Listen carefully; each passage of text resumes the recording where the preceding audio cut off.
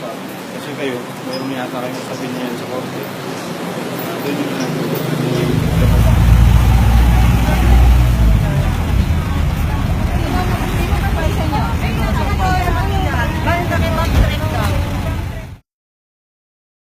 Well, kumaya ano lang sila, karapatan nila dyan eh. Magkita eh, para magkabot ng pagkain.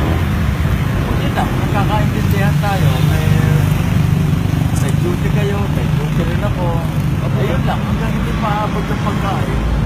Inuwahin yun, ako nag-i-invite para mayabot lang yung pagkain. Ano gagawin nyo sa kanila kung hindi umalis? Karapatan nila dyan na bilang mamamayan eh. It's their right to assemble peaceably under the Constitution. Ang purpose lang nila mag-abot ng pagkain. Hindi magrevolusyon, hindi maggulo.